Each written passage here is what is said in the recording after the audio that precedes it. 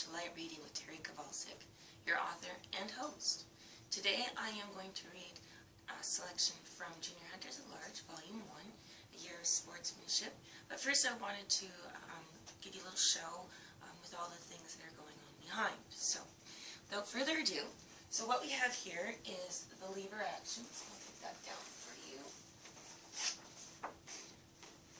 Now, these are the members of the group. So we have Mr. Marcus, and he is the team leader, and then we have Sam, Todd, Joey, and Charlie, and Jacqueline, Amber, Milling, and Sarah. And these are the Young Sportsmen's group for Charlie, and they use rifles. So anyway, so that's his group. And then over here we have the Young Bucks, which is another group, Young Sportsman's group. So we have Mr. Brimsby, and he has a southern accent. And we have Tom, and then we have Chad, and then we have Peter, and we have Kaylee, and Leisha, Stephanie, and Allison. And they all go hunting and they all go camping together. So you get to meet some girly girls.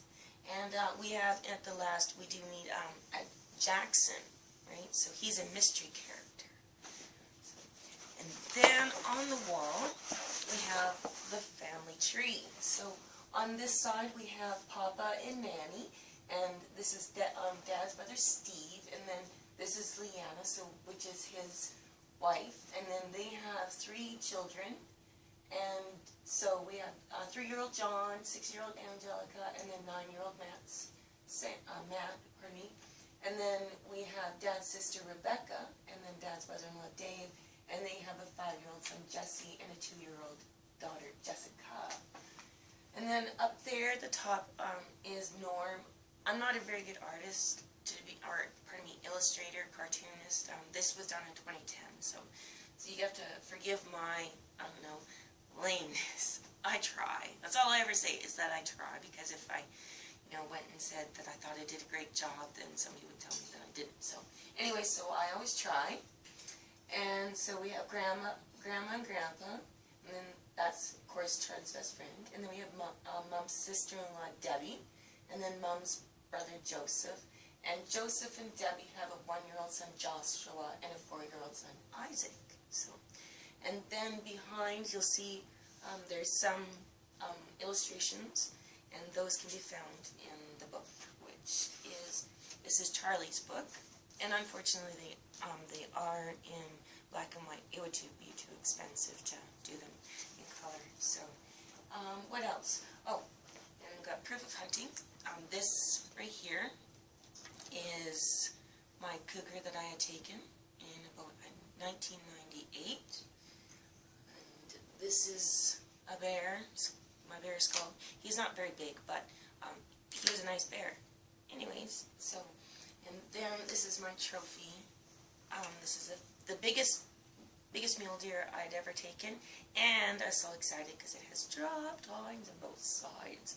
Everybody's envy, angry, because not everybody gets to have something like this. He was blind, I figure, because his drop tines were all curvy, so his ears were always moving. And when they're growing their antlers, and the ears are moving, so it goes and rotates around it. So, anyways, and I would like to give a little promo because do as do. I met this person on Twitter, and I became very excited because, well, I started writing what is now called Junior Hunters at Large back in 2005. And I was inspired to do it through Ray Bradbury's Zen and the Art of Writing, and how he goes and he would go and write a word or like an object, a chair, and then he would write a story about the chair, right? So I knew I was going to be about hunting and fishing, so I went and wrote bear, black bear, and then I labeled them off, and then here we are, right? And 10 years later. So we have that, and then so my little promo, and I know that he's been working really hard. So anyways, this is March Outdoor Adventures, and this is their season 1. So that was pretty awesome. So I want to give a little shout out to David and the kids. Keep doing it. You're doing awesome. So proud of you. And then you get to see the back. So watched it, and it was really, it was good to see them. You know, this is their first that was their first season, and you know, he's just getting better and better and better. And I do believe that he should be on a hunting TV show, like, or YTV, doing little excerpts kind of things. So yes, I do. This is one of the people I believe in. So, anyways, oh, and of course, now this right here is the original outline. Because of 4 years of medication problems, I ended up sleeping. So what you have is actually 5 books, and combined into 2, and that it could have been 20 altogether. So, and so at the back cover, found on any Amazon site, I always say, drive me crazy. Says Touch with Fire publication. So this is another genre. This is young adult, you know, 9-year-old. Onwards, reluctant reader kind of thing. So, anyways, it says hunting and fishing is a lifestyle choice that siblings Charlie and Kaylee partake in with their parents. They love hunting with mom and dad while on an exciting journey, creating memories that last forever. Both are in a young sportsman's club where they learn wilderness survival, how-to, and target practice with their fellow group members. Charlie and Kaylee take a spring, summer, and fall. Spring, summer, and fall with entertaining adventures. So, how this, book evolved is that I do go hunting and I do go fishing. So, I kind of use that as like a little base, and then we add in that, well, Charlie has a type of bipolar disorder, so I get to, you get to read, the showing of the behaviors, and then Kaylee, of course, she hasn't quite, she's one of the ones that gets to teeter, so, which is kind of nice for that. Charlie is also a lot of fun, because, we are, and, they're, anyways, he is exciting. I do enjoy writing them. I have them that they're very competitive, which of course, siblings usually are. Anyways, I am going to read to you Kitty's Little Adventure, and this is where she takes her first mule deer. Kaylee walked to her classroom with a smug look plastered on her face. Angela caught up to her in the hall. "You sure got Charlie going." "Yup, it's fun to tease him. Besides, I can't wait to shoot a bigger mule deer than him. It'll be funny to see his reaction when Dad measures the antlers," Kaylee replied. Angela shook her head. She couldn't stand the thought of shooting an animal and then eating it. Angela's family was all vegetarians, and the closest thing to hamburgers that they ate were the tofu burgers her mom bought for the weekend barbecue. Angela loved seeing pictures of animals in the wild, not in someone's living room. She remembered the first time she went to Kaylee's house. There were animals everywhere. The worst for Angela was when they went downstairs to the game room and walked past the taxidermy room. 2 hides that had been on the floor with salt on them, and shoulder mount forms of mule deer hung on the wall. And then when they reached their destination, Angela thought she was truly going to be sick when she saw the full mount cougar and wolf staring at the TV, sat as if they were waiting for the Nature Channel to come along and tell them what the heck happened to steal them away from their homes. After that day, Angela never went back to Kaylee's house. I still think taking pictures of one is the best way to go, Angela mumbled. "I know, I'll bring a camera and get Mom to take some pictures for you," Kaylee rolled her eyes. "That would be cool. Just no dead ones, okay?" Angela pleaded. "All right," Kaylee replied, walking over to her desk and sitting down. Soon the bell rang and class began. By the end of the day, Kaylee was anxious to get home to see if Mom had bought that camel tent she had asked for. Racing home, she found Mom unloading a large box from the car. "What's that?" Kaylee asked. "This is the camel tent," Mom answered. "Really? You bought one? Oh, thanks, Mom," Kaylee exclaimed. She was so excited. She knew that she could wait all day to get a 4-point mule deer. The next week, they practiced setting up the tent and finding the right place to sit and aim.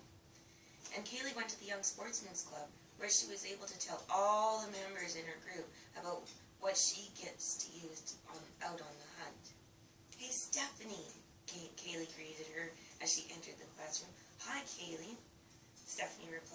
So, did you get to find out what you get to hunt this year? I sure did. I get to go hunting with Mom for mule deer in a camo tent, Kaylee said with a triumphant ring in her voice. That is so cool. When I go hunting with Dad, we have to walk everywhere, Stephanie answered. We found the very best place for hunting where I get to use one of the tents so I don't have to rush. I can sit and wait for the very best one. Kaylee cheered. Where is that? Stephanie asked. On the edge of a farmer's field that we have permission to hunt on, Kaylee replied. You're so lucky. I wish I had that privilege, Stephanie exclaimed. All right, people, let's get ready to watch some hunting videos, the team leader, Mr. Grimsby, directed. Kaylee and the 8 other members took their seats and got settled in to watch the video. I hope it's about mule deer hunting, Stephanie whispered. The video began, and everyone saw that it was Jeff Foxworthy. It was a Jeff Foxworthy video titled The Incomplete Hunter. It was a comical way of showing what not to do, as well as the safety rules of hunting the mule deer. The young members laughed hysterically during the show. Turning on the lights, Mr. Grimsby said, Okay, now that we've had our laugh, let's head to the archery range and practice 25-yard shots. Kaylee gathered equipment and headed down the hall to the indoor archery range. Mr. Grimsby entered behind her. Let's start warming up our arms so we don't pull any muscles when we're practicing. Always remember that. Hanging her bow on the hook, Kaylee started warming up her arms. After a while, she took her bow down and began target practice. The team leader walked by the students, making sure they were anchoring properly, and the shot placement was near the kill zone on the mule deer target. Nice shot, Nice shot, Tom, he commented. Leisha, you need your feet closer together. All 3 of Kaylee's arrows were directly in the kill zone of the animal. Nicely done, Kaylee. You should try 30-yard shots, he praised. Dragging the archery booth to the 30-yard mark, Kaylee was bursting with pride as she walked to her target and pulled her arrows up. The rest of the hour was spent practicing the skills on how to stalk an animal through the woods. She enjoyed the target practice part.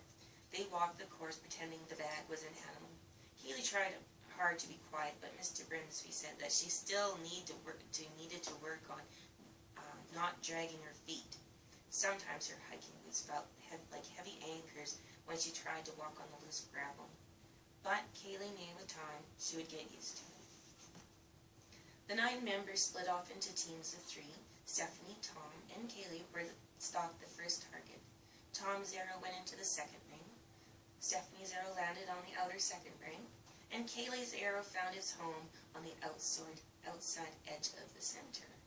Nice one, Kaylee, Tom praised. Thanks, Kaylee replied.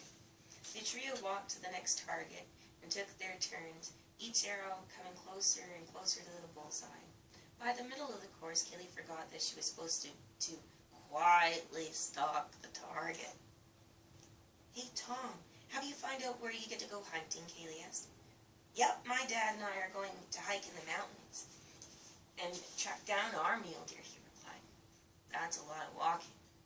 What do you mean? Tom asked. Why walk when you can sit and wait for the deer to come to you? Kaylee started. I get to use its camel tent to hunt mule deer. Don't you mean a doghouse? That's the street name for it. What, you're going to cheat with? Tom jeered. I'm not cheating, Kaylee replied angrily. It's not illegal to use them. Well, real hunters stalk their prey. They don't sit in a camouflage pattern down a sheet, held up by thin metal rods, and look at a hole all day. Besides, that'd be boring, Tom stated. Unless there's lots of deer to look at and choose from, Kaylee persisted. It's your choice, Tom replied, shaking his head and shrugging his shoulders. Mr. Grimsby snuck up on the trio and whispered out, Who scared the animal? All 3 jumped sky high. He laughed. I think it's time you got focused on what you're supposed to be doing instead of fighting with each other. What do you think? Kaylee hung her head in guilt and finished the course silently. The morning of her hunting expedition came, and Kaylee woke up extra early to get her gear ready to go. She put the coffee on and then made lunch for two. Mom woke when she heard Kaylee thumping around in the kitchen. Getting up, Mom got ready and added a couple of books and a deck of cards to the hunting pack sack. "Coffee's ready," Kaylee called out. "Thanks, Mom." "Oh, thanks," Mom replied, entering the kitchen in her camouflage overalls, mock turtleneck, and a long-sleeved camo shirt. After Mom finished her morning coffee, they drove out to the farm. "I've packed a couple of books and a deck of cards in case you get bored," Mom informed her. "Don't worry, I won't get bored," Kaylee replied. "All right, but they're in the pack sack just in case." Parking the Dodge Colt on the other side of the gate, Mom took the camo tent and Kaylee grabbed the pack sack and rifle cases. They walked to the edge of the field just as the sun was coming up over the mountaintops. Mom set up the tent efficiently, and Kaylee climbed inside, holding her now loaded 243 lever action with the safety on. Setting up 2 folding chairs inside the tent, Kaylee stared out the front flap in anticipation. She could feel her heartbeat increase as she waited patiently as possible for the first mule deer sighting of the day.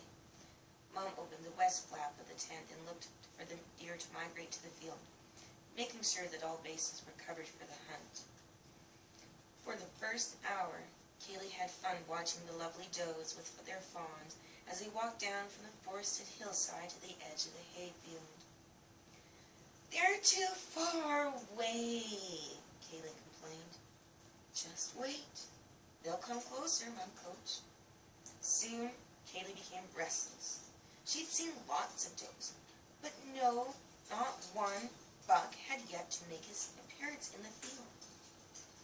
Taking the binoculars from the pack sack, Kaylee set her rifle on the ground and stared at the fir trees on the hill. Half an hour later, her eyes were sore from trying to spot the non-existent 4-point mule deer that she knew that just had to be there. A small 2-point walked cautiously to the edge of the field and started feeding. And Kaylee reached for the digital camera, zoomed in on the buck, and took a picture to bring back to her friend. But her patience definitely ran out after watching the young buck eat for 20 minutes. "I wish 4-point would show up," Kaylee whispered. "Hunting requires patience, Kaylee," Mom stated. Sighing, Kaylee took her sandwich and started eating. Another 2-point walked into the field and munched on the grass while she wasn't paying attention. Instead, she ate her apple and a granola bar and read the titles of the books that Mom brought along. Picking one of them, Kaylee started reading. A large-bodied mule deer made its way onto the field. She had read 10 pages when Mom whispered, "Kaylee, are there any new deer on the field?" "Probably that weenie 2-point that was there before," Kaylee replied. "Check and see," Mom said, sounding slightly aggravated with her hunting companion. "All right," Kaylee sighed. Kaylee laid down her book, grabbed the binoculars, and peered out the front flap. When she saw the large-bodied mule deer in the middle of the field eating the grass, her heart began pounding rapidly. Slowly, she counted the 4 tines on each side. But she couldn't tell if it was bigger than Charlie's. Mom, there's a buck on the field. Big enough to shoot," Kaylee whispered. "Well, are you going to take it?" Mom asked. "I don't know if it's bigger than Charlie's. Can you come over and see if it is?" Kaylee asked. "What difference does it make if it's bigger than his?" Mom questioned. "I have to shoot a big buck that's bigger than Charlie's," Kaylee whispered adamantly.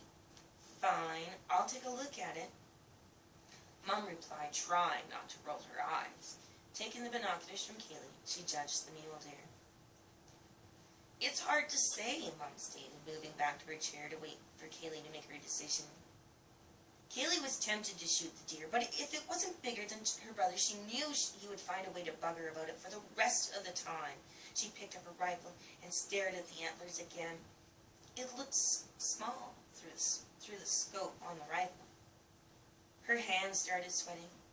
Her heart beat wildly and her arms trembled in anticipation as she brought the rifle to the kill zone on the buck. Took the safety off. and made her shocked. The buck immediately dropped to the ground. "Great job!" Mom exclaimed. "I'm still not sure if it's bigger than Charlie's, but I didn't want it to run away. I didn't want to sit here until dark for the deer to come back out," Kaylee replied. "Well, let's go and check it out," Mom suggested as they both left the tent. Kaylee ran to her deer, excited to claim her trophy. When they got to the buck, Mom saw how big the antler rack was. It was huge, almost the same size as Charlie's buck last year. Mom took out her hunting knife and began gutting the deer. As Kaylee went back to the tent and grabbed the camera. When she got back, Mom was already done, and Kaylee handed Mom the camera as she posed proudly by her very own buck.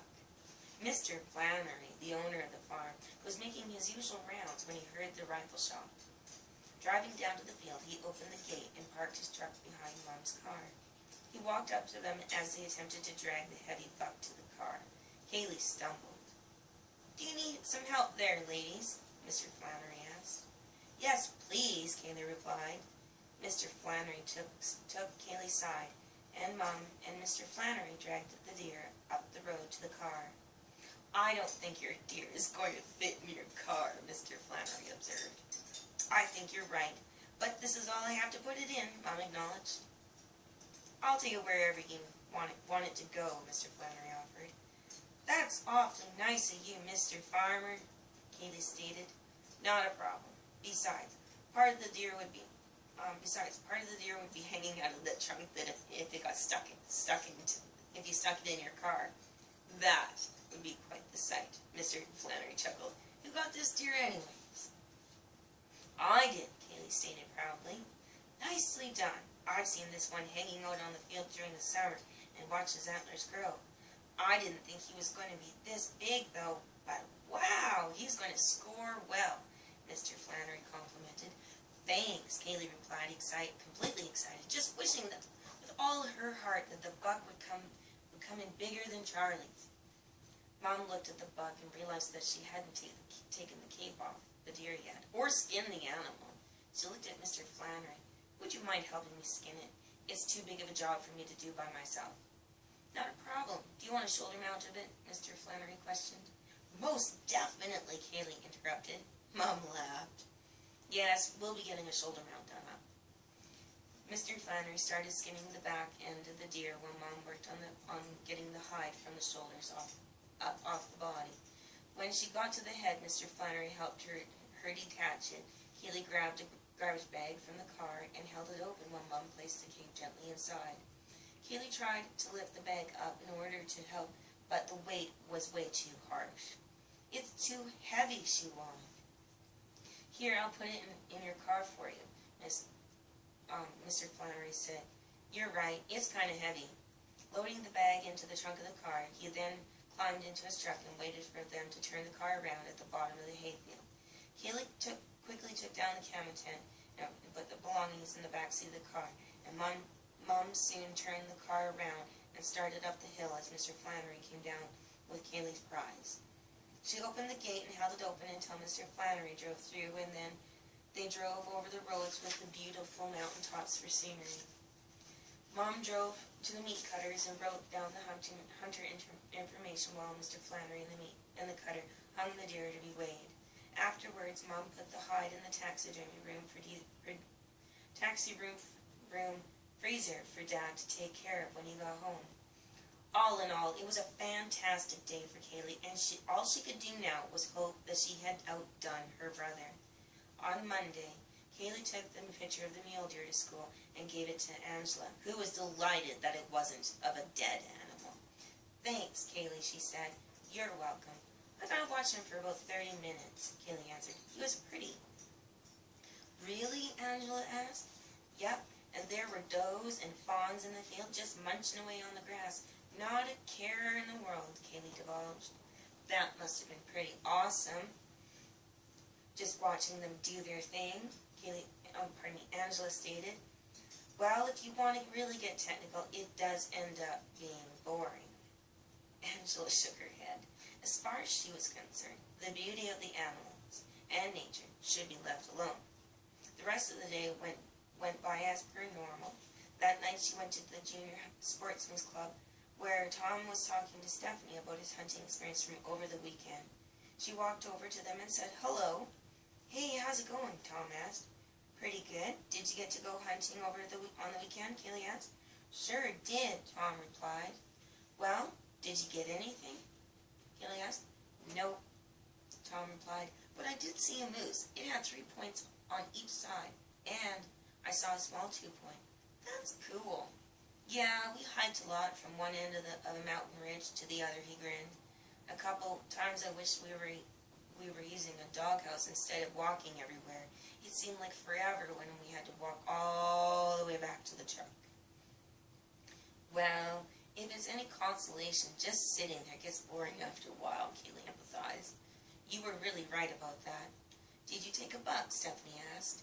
"I sure did," Kaylee beamed. "Well, tell us the story," Tom urged. "Okay, after we got there and set up the tent, it seemed like forever before the deer started moving down the hill. At first it was just does and their fawns, but then this weenie 2-point showed up and stayed there forever." Kaylee rolled her eyes. "I got so bored that I ate my lunch and started reading a book when Mom tells me to look out the window. I didn't think anything other than the weenie 2-point was going to be out there. So I look out the flap, and there's this 4-point eating the grass. I grabbed my gun and I took the shot," she recollected. "Cool," Stephanie exclaimed. "That sounds way better than hiking all day and not seeing anything worth taking," Tom said. "Did you get to go hunting, Stephanie?" Kaylee asked. "No, my dad had to work." Stephanie's voice was sad. "That's too bad," Kaylee consoled her. The team leader walked into the classroom. "All right, people, who's going to get some hunting experiences to share? We want to..." Oh, pardon me. I'm going to do this right. The team leader walked into the classroom. "All right, people, who's got some hunting experiences to share? We want to make sure you're doing good work in the class. So tell us about it." Immediately, Kaylee raised her hand, as did Tom and a few other members. They described their experiences and passed around pictures of their trophy mule deer. When Mom picked her up from the Young Sportsman's Club meeting, she asked, "Did anyone else take a mule deer?" "Yep, and mine's the biggest one taken so far," Kaylee replied. "That's great," Mom congratulated. "I hope Dad comes home soon." "Why's that?" Mom asked. "So he can help measure my antlers," Kaylee replied. Mom laughed. Boy, she knew where this was going. Kaylee and Charlie could be a real fright to live with after their hunting trips were over. So I hope you enjoyed it. That was Junior Hunters at Large, Volume 1. You can find it on any Amazon website. And yeah,